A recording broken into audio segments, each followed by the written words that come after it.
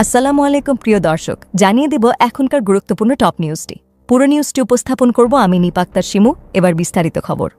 রংপুরের পীরগঞ্জে জাতীয় নাগরিক পার্টির শ্রমিক উইংয়ের এক কেন্দ্রীয় নেতা দায়ের করা হত্যাচেষ্টার মামলাকে ঘিরে শুরু হয়েছে ব্যাপক বিতর্ক। অভিযোগ উঠেছে, মামলার কয়েকজন আসামি ঘটনার দিন কারাগারে ছিলেন, আরেকজন ছিলেন বিদেশে। তাদের দাবি এটি হয়রানি এবং মামলা বাণিজ্যের অংশমাত্র। তবে পুলিশ বলছে, বাদীর দেয়া তথ্যের ভিত্তিতেই মামলাটি রুজু হয়েছে। স্থানীয় সূত্রে জানা গেছে, গত 14 অগস্ট এনসিপি নেতা হাফিজুর সরকার এই মামলা দায়ের করেন। তিনি অভিযোগ করেন, গত 6 জুলাই রাতে বাড়ি ফেরার পথে তার উপর হামলা চালানো হয়। ভ্যান থেকে নামার পর মোবাইল ফোনের আলোতে হামলাকারীদের চিনতে পারেন তিনি। এরপর লোহার রড দিয়ে এলোপাথারি আঘাত করে তাকে গুরুতর জখম করা হয়। তবে এই মামলায় অভিযুক্ত সাবেক সংসদ সদস্য নূর মোহাম্মদ মণ্ডল এবং আওয়ামী লীগ নেতা শহীদুল ইসলাম সেই সময় কারাগারে ছিলেন বলে নিশ্চিত করেছেন রংপুর কেন্দ্রীয় কারাগারের জ্যেষ্ঠ জেল সুপার এবং জেলা পুলিশের কোর্ট পরিদর্শক।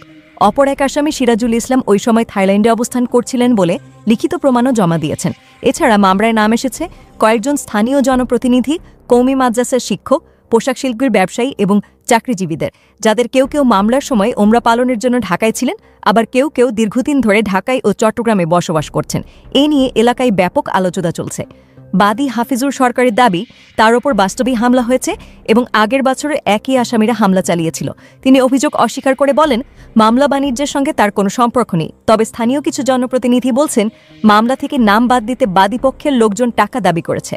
পীরগঞ্জ থানার ভারপ্রাপ্ত কর্মকর্তা জানিয়েছেন, মামলায় দুটি আলাদা ঘটনার উল্লেখ আছে। তদন্তের শেষে কারা দায়ী তার সঠিক তথ্য বেরিয়ে আসবে।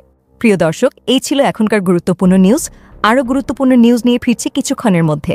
নিউজগুলো সবার আগে দেখার জন্য এই চ্যানেলটি সাবস্ক্রাইব করতে ভুলবেন না। ধন্যবাদ।